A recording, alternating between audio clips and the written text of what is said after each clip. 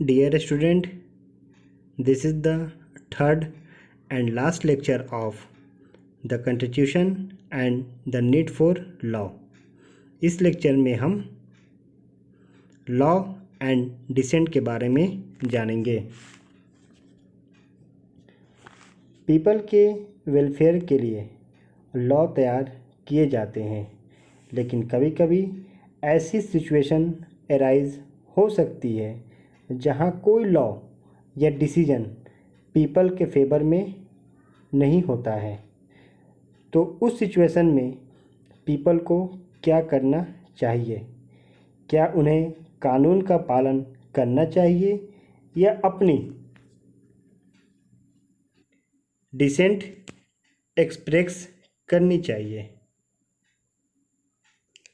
अगर हम अपने कंट्री को देखें, हमें ऐसे कई एग्जाम्पल मिलेंगे जहां पीपल ने कंट्री के भलाई के लिए लॉ की डिफेंड मीन्स अवहेलना की। फर्स्ट, डांडी मार्च।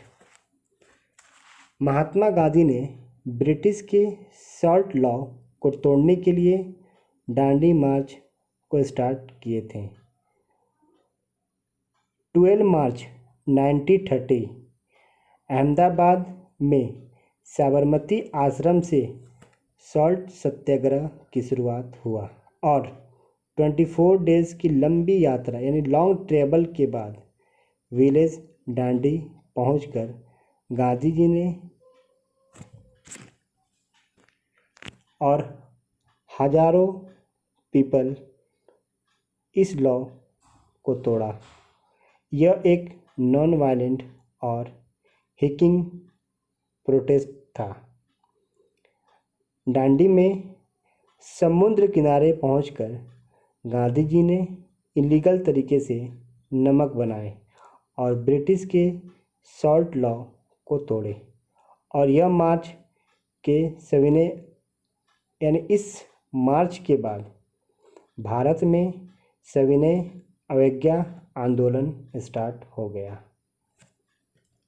सेकेंड, हम बात करेंगे एंटी लिका मूवमेंट या एंटी लिकर मूवमेंट।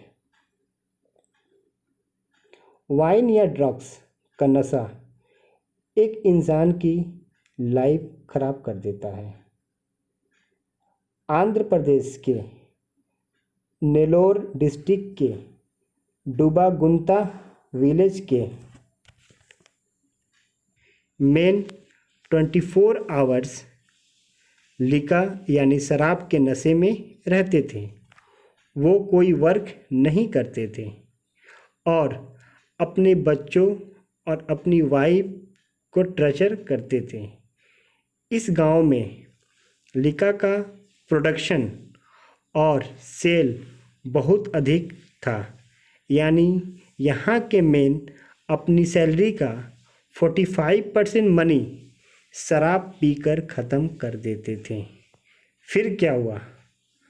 कुछ बहादुर वीमेन ने डिसाइड की कि बहुत हो गया, अब हम सबको मिलकर इस प्रॉब्लम का सलूशन निकालना होगा।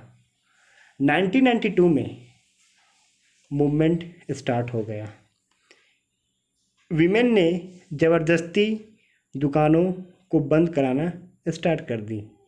देखते देखते यह मूवमेंट 5000 यानी इस मूवमेंट में 5000 विलेज की वुमेन शामिल हो गई। यह मूवमेंट बहुत बड़ा होते चला गया। इस मूवमेंट को कई ऑर्गेनाइजेशन भी सपोर्ट किए।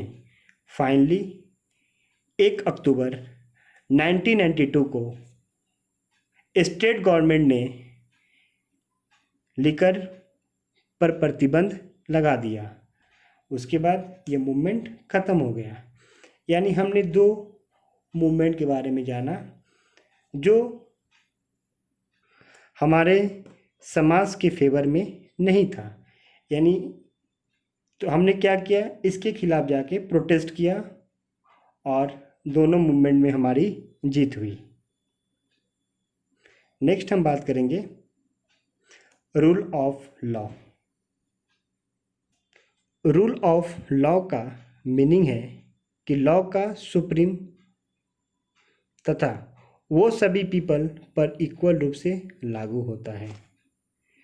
कोई ऐसा लॉ जो पीपल के फंडामेंटल राइट्स के अगेंस्ट है तो उसे सुप्रीम कोर्ट द्वारा नूल एंड वाइड यानी शून्य और शून्य डिक्लेयर किया जा सकता है। इस प्रकार रूल ऑफ लॉ हमेशा रूल ऑफ लॉ को बनाए रखेगा, मीन्स कोई भी कानून से ऊपर नहीं है। इस प्रकार हम कह सकते हैं democracy and the rule of law complement each other. इस लेक्चर के लिए बस इतना ही। Please like, comment, subscribe our YouTube channel.